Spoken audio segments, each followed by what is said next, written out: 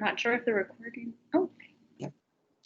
hello, everyone. Thank you so much for tuning in with us today. For those of you who might have logged on to the event earlier, we sincerely apologize. We had some difficulties with accessing the technology in order to manage this event. But thank you so much for following up and getting the information that you need. And that's the most important thing. We just want to make sure that you get the information. So this is the official welcome to everyone.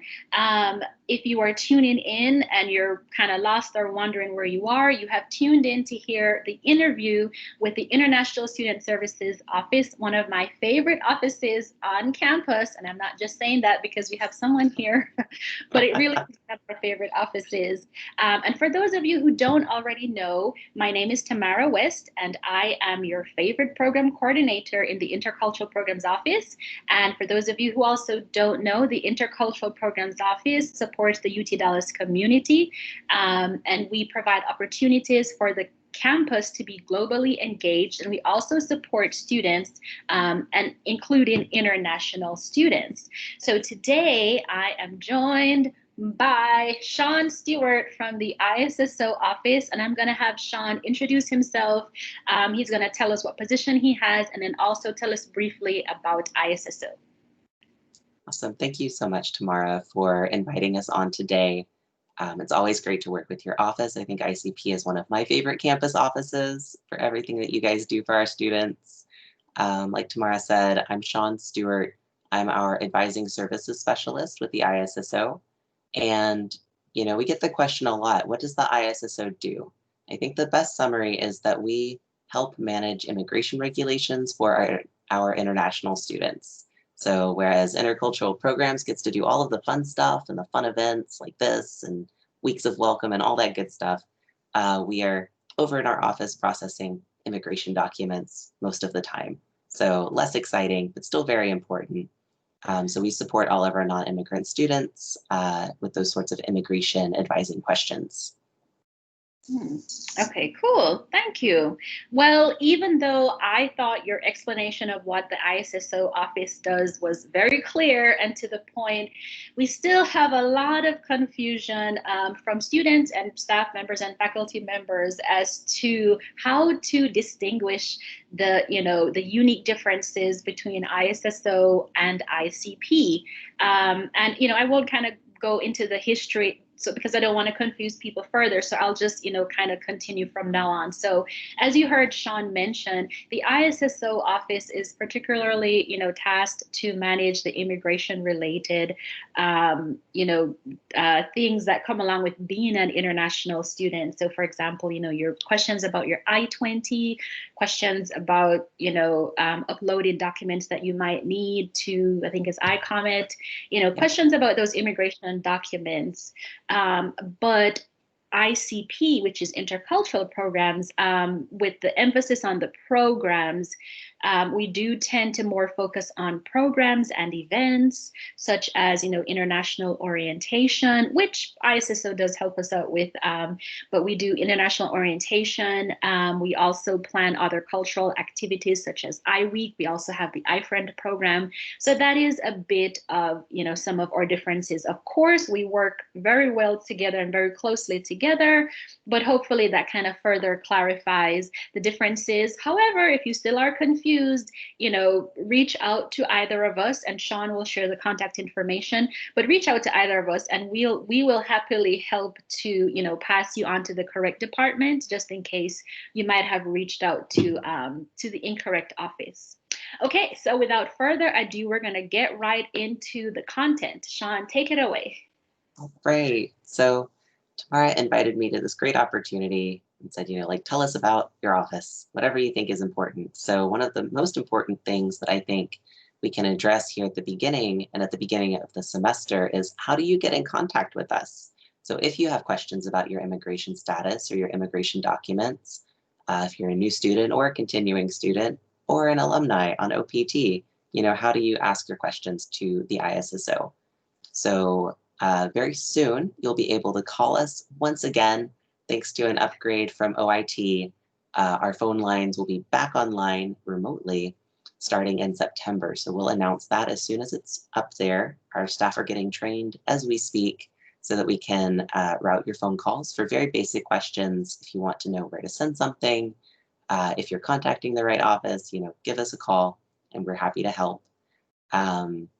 The fastest way to get an answer, especially to kind of simple questions or straightforward questions, is through the Ask an Advisor e-form. So this is replacing email advising.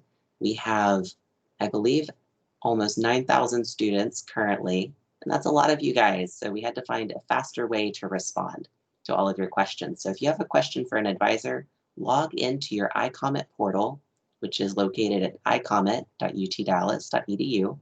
You log in with your NetID and password, and then you look for the Ask an Advisor link on the left.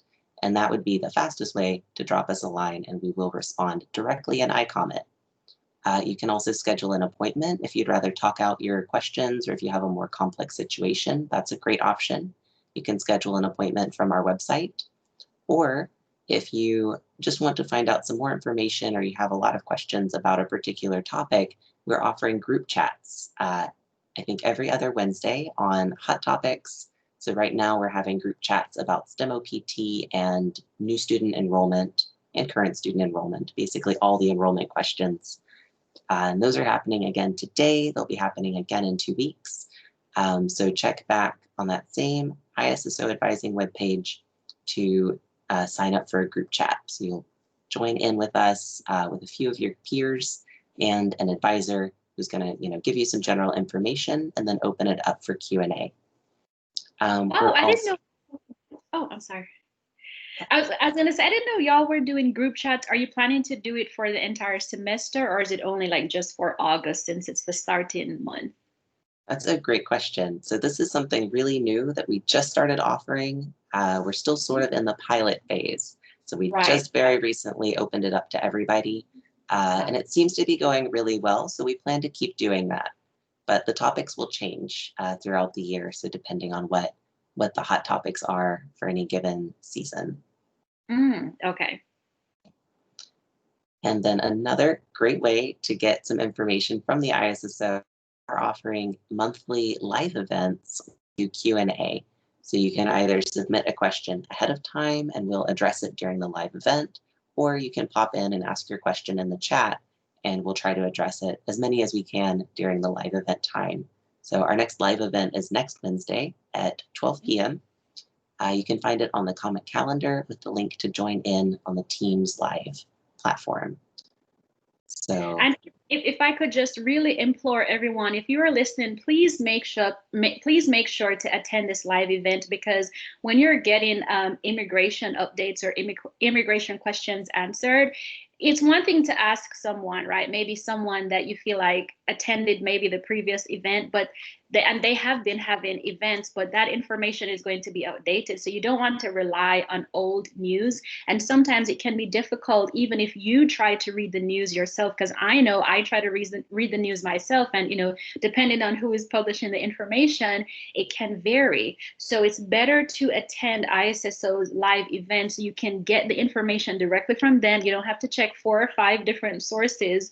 Just go to one place and get the information from them, because whatever they are sharing with you is what they're going to follow up with and what they're going to expect you to be implemented, right? Versus you getting your news from another source and then trying to implement that. So just get it directly from ISSO, because they're the ones that are going to be able to assist you to make sure that you can maintain your status and, address any other questions or concerns you might have. So. Thank you, Tamara. That's a great point. I think there's a lot of news coming out lately, and even if you know the general regulations, even if you find that, very official document from SEVP with all the new information, it's still a little different than how UT Dallas is going to implement that. So it's always good to check in with us if you're not sure, what are we doing? And that actually brings me to the next topic really well. I wanted to touch on enrollment requirements as we're here in this first week of classes. And I know a lot of our students have had so many questions about, how do I need to enroll? How many classes do I need to take? Can they be online? Can I do it from home? Or do I have to be in Dallas? So I wanted to touch on just an overview of what those enrollment requirements are. as we get started with the semester, and to encourage you that if you have concerns about your particular enrollment situation, please reach out to us in any of the ways that we mentioned just a minute ago, and we'll be happy to help you out. In general, for international students, you need to have your enrollment complete and correct by Census Day, which is September 1st, in order to maintain your F1 status. So these are requirements for F1 students. If you're in a different immigration category, you may have different requirements or no requirements, depending on if you're in a student category or not. So I won't go into too much of the nitty-gritty details there. But if you have questions, let us know, and we're happy to help you out. So for enrollment requirements, we have sort of 3 categories of students. Okay, we're going to start with our brand new students. And if you are tuning in, I know this may be evening or a different time of day for you, wherever you are in the world. So if you're tuning in or watching this later, that's awesome. So our virtual start program has been really popular, really successful for this semester, but also has caused a lot of questions. So you may have heard about virtual start, and you may be wondering, what is that? So virtual start is an option for new students who are currently overseas. You have not gotten your F1 status yet. You've not entered the US. And you said, because of everything that's happening with the pandemic, with everything else, I'm just going to stay and I'm going to start my studies from home. And I'll come to UT Dallas in the future. So if that is you, then you would be considered a virtual start student. So you can start your classes online. All of your classes can be done online, asynchronously. And because of the asynchronous option, you can enroll in any of the classes and complete that coursework online. And then you can plan to get your visa and enter the US in a future semester, either for the second 8-week session, which starts on October 12th, or for the spring 2021 semester. So you don't have any immigration enrollment requirements until you actually arrive in the US. So nothing special to do there. The virtual start description category is really just there to help us identify that you are a UT Dallas student. You're just not here yet. And if you need help updating your I-20, anything like that, feel free to message us at issoprospective@utdallas.edu or reach out through the Ask an Advisor e-form. And also, Sean, if I could add, it's also very important if you are going to do a virtual start, please let them know, like, in your communication, because it is helpful for us so we can know which students are, not here and which students are physically here in the country. Maybe the time that we respond to you or the time that you respond to us. So that's also very important to let us know.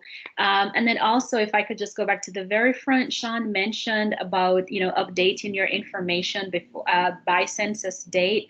That date is really important, y'all. And let me tell you, I am originally from Jamaica, and it's a different system there, but here that census date is so important.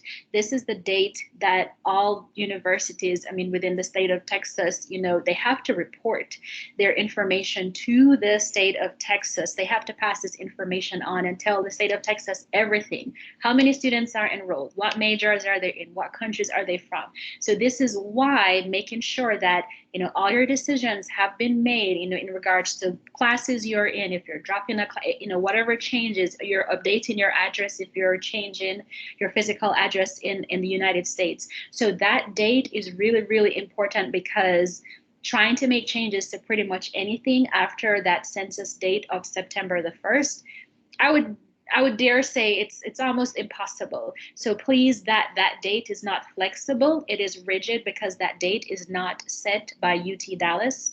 That is a responsibility that we have to report to the state of Texas. So please take that date very carefully. And if you have any questions, then reach out to ISSO, as Sean said, at ISSO Prospective. But it's very important that you follow that census date. Yes. Thank you. Yes, we can't emphasize that enough. Census Day is very important.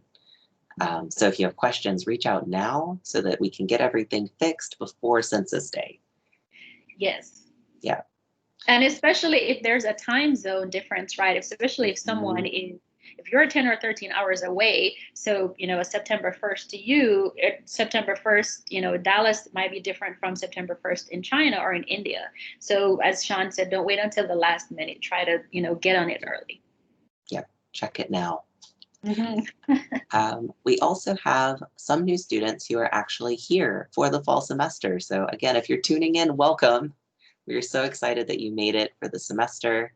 Or we may have students coming in a few weeks on October 12th to start the second 8-week session now that they're getting their visas and traveling to the US and travel plans are working out. So for our new students who are going to be inside the US when you're starting your classes, you do have a slightly different enrollment requirement. You have to have at least one class with a face-to-face component. So that can be a course in the hybrid or high flex modalities or the traditional lecture modality, but it needs to be a class where there's some face-to-face component and you need to be prepared to attend classes and to keep that documentation showing you did go to class in your first semester here. Everything else, aside from that one requirement, that one class, everything else can be online or asynchronous. That's totally fine. But you do have one face-to-face course that must be part of your enrollment to maintain the F1 status. So just planning for that. And if you have questions, again, let us know. And then finally, we sort of have our students who are continuing, right? You've already been in F1 status, you're here in the US or abroad, and you're continuing at UT Dallas for another semester. So if you were already here in spring 2020, SEVP gave us a particular date. They said if you were in active status on March 9th, 2020, then these requirements apply to you. And particularly if you are at UT Dallas and you're just continuing with your same program, great. You can study from within the DFW area or anywhere else in the US or anywhere else in the world, because all of your classes can be online for the fall 2020 semester. So you can meet your F1 requirements by enrolling full-time in online classes. You don't have to come to campus. You don't have to show up and do that face-to-face component. You just need to enroll full-time and then make progress towards those classes over the semester. So for our continuing students, there is that flexibility. There's nothing special that you need to do besides keeping your home address up to date. So if you have departed the US to go finish your studies for the fall in your home country or somewhere else, you could be anywhere, you should update that address in Orion so that we know you're studying from outside the US, and we will add a note on your CVIS record just saying that, hey, the student is doing their courses, they're making progress from outside the US because of COVID. Now for transfer students, it's a little different, very similar, but a little different. So we'll add a little nuance here. So our transfer students, if you are a transfer student and you are inside the United States, those same rules apply. You can do completely online classes in DFW or outside. You can be in a different state. That is all fine. And you can complete your transfer process and get your transfer complete I-20 from our office. Now, if you are a transfer student and you have already departed the US, we cannot issue your transfer complete I-20. We can't finish that process for you until you return to the United States. So it's a little different. You'll need to work really carefully with our office when you're planning to return, because we'll have to put in what's called a data fix ticket to issue that last step of the transfer process. So transferring, I always tell my students, it's a little tricky. You have to collaborate with your previous school and with UT Dallas. There's a lot of paperwork involved, both academically and on the immigration side. So if you're a transfer student and you're like, I have no idea what's going on, am I okay? Do I need to do something? Please reach out to us, and we're happy to help you figure out what your options are and what your situation is for this semester, because fall is kind of weird. It's kind of weird. Mm-hmm. Yeah, just a little weird. Just a little. Yes. Yes. Yeah. One other kind of mini announcement that goes along with that I wanted to make sure to make is that we don't yet know what spring 2021 is going to look like. So we're also getting a lot of questions about what should I enroll in for spring? Do I need to be here? Do I need to take face-to-face courses? And the question is, we don't know yet, not because we haven't been thinking about it or we haven't been working on this, but because that's a decision that has to be made by the federal government. So the SEVP, Student and Exchange Visitor Program, will make those determinations, just like they did over the summer. And then they will distribute those down to us. And then at that point, the school will be able to make some more plans and let you know what your requirements are. So as always, whenever there's a change, we're going to email you at your UT Dallas email address. All of our new international students and continuing international students should be on our listserv. So you should get our monthly newsletter. If you don't get the monthly edition of Immigration News, let us know, and we'll make sure to add you to our list. And that's also the same way that we send out major announcements to all of our international folks.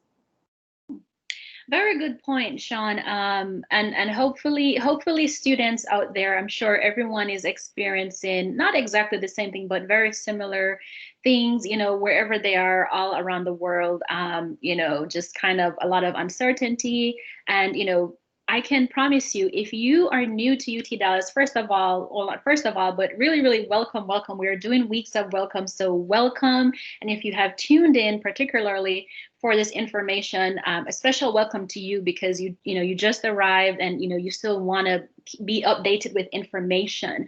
But I would really like you to know that UT Dallas has a very large international student population. So the way that we're managing information that is sent out to international students, we are very organized with that. Like we have the staff to support those needs. So I say that to say that please know that we know that you need to know, right? Not just you want to know these immigration updates and facts, but that you need to know because it pertains to you and your, immigration status. But just also know that if we haven't shared anything, it's just that we don't know anything. And sometimes, some people might, they think, oh, I will ask today because maybe they know today. And then, maybe I'll ask another person, I will email this person, and maybe this person that I talk to, they will tell me something different. Trust me, everyone, we want to get information out to you as fast as possible so that you can be updated because we know what it is like having to assist you in transitioning your life from a whole new country to another one. And so, just please be mindful of your communication. But I'm just saying, don't send too many emails saying what is going to happen for spring, because ISSO is so busy trying to take care of what is happening right now, for them to just say we don't know. So just please be patient and know that as soon as we find out, as I said, UT Dallas has a very strong international population. We're very organized. So just trust us. If we're saying we don't know, we really just don't know as yet. And as soon as we know, we will absolutely share the information with you. So don't worry, but just a little bit of patience. Yeah. Yes, a little patience can go a long way. I know that with immigration issues in particular, there can be some anxiety, right? This is your life. This is your dreams and your goals, and your hopes for the future. And we get that. We completely understand. And we are here to support you. And like Tamara said, we are getting information out to you as quickly as possible. So just understanding a little bit of that context, that is not just our decision. If we could say, oh, this is the federal regulation, that's all, this is what we're doing for the semester, that would be great. But that's not quite how it works. So we do have to sort of wait for those federal agencies to make determinations, and then we can relay that to you. So we are always working to get the information out as quickly as possible and as accurately as possible. So we appreciate your understanding with that. Yes. Then I had one last announcement before we wrap this up. As some of you may have noticed, since the pandemic started and since the lockdown started, we've been issuing electronic I-20s. It used to be your I-20 always had to be a paper document that we would physically hand to you or send in the mail. But because of the COVID-19 emergency, we've been allowed, again by SEVP, to send those documents electronically. So you'll start to see that if you haven't already. And don't be alarmed if you get an email and your I-20 is attached as an attachment and you don't get the physical document. In order to keep you safe and our staff safe, we are doing as little mailing as possible. Basically, the only times we will mail you a physical document is if the physical document is required for an important process, like getting your Social Security number. The Social Security Administration wants to see the paper document, the original. Or sometimes getting your driver's license, they may want to see that. But otherwise, for the vast majority of I-20s, it is totally fine for it to be electronic. So don't be surprised. That document, you can print it out and sign it, and it is a valid immigration document for pretty much everything you would normally need to do. And SCVP has been communicating that with Customs and Border Protection, the guys that you see when you come through the airport, and all of those folks. So that is your official immigration document. It's good to go, and it will remain valid even after the emergency is over until you need a new document. So unless something changes on your I-20, you can keep the electronic one, just print it, sign it, and then you're good. With that, you'll also start to see more electronic signatures from the ISSO advisors. So we are changing over to doing electronic signatures through certificates in Adobe. So you'll see our kind of written out signature with a little certificate next to it on your I-20. So don't be surprised when you start to see that. It's not a problem. It's also been approved by SCVP for us to do it that way. A lot of other schools have already made that move, and that will help us get you cleaner copies of your I-20 that's a lot more legible and easier to print and then keep for your own records. So those are both exciting. They're exciting to me. I think that the move to electronic signatures will help us get you your I-20s a little faster than we've been able to so far during the pandemic situation, work from home situation. So just don't be surprised when you see that. Some students email me back and they say, "Oh, Sean, you sent this as an attachment. Where's my physical document?" And I was like, "Well, it's at my house and you'll get it." You'll be able to get those once things start to reopen. Mm-hmm. Yes. Okay. Okay. Cool. Well, okay. Well, hopefully, I mean that. Well, I am not an ISSO expert, but Sean, trust me, Sean, I love working with Sean.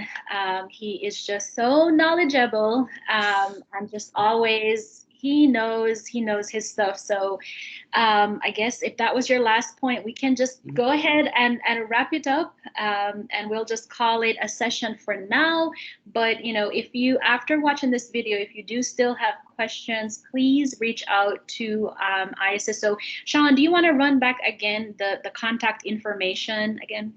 Yes, that would be wonderful. And if we can, we might add this as a comment as well under the video so we can post it. I know I have trouble just hearing things, but that's how we are going to do it right now. So the best way right this moment, if you have a question today, to contact the ISSO is to go into your iComment portal and click on Ask an Advisor on the left-hand side. So iComment is located at iComment.utdallas.edu, and you'll just log in with your NetID and password and then click over there. You can also schedule an appointment with the ISSO from our website, which is, let me pull it up and I will read it to you. So it's utdallas.edu/IC/ISSO advising. So you can also just search on the UT Dallas website for our main webpage. That is what I usually do. But if you need the web address, that's it, utdallas.edu/IC/ISSO advising. And that is also how you'll sign up for a group chat if you just want to get some more information about some of our hot topics and talk with an advisor that way. Cool. Okay, cool. All right. Well, thank you so much, Sean, from the ISSO office. And for just once again to recap, for those of you who, well, hopefully you will have watched all of this video, but hopefully you learned something new from the announcements that were made, and also how to maintain your status as well. And also, I hope we were able to clarify maybe the ISSO office and ICP office, and what we do, how we work together, but also kind of how we distinguish ourselves in our tasks here on the UT Dallas campus. Well, that is it for this live slash recorded event. Thank you so much to everyone for tuning in. Please reach out to ISSO. Please sign up for their group chat, and also please attend their live event that they're going to have so that you can have the most up-to-date, accurate information. And then you can also get to ask your questions as well, because you're taking questions. So thank you all so much for tuning in, and hope everyone continues to stay safe wherever you are. Take care. Bye for now. Bye.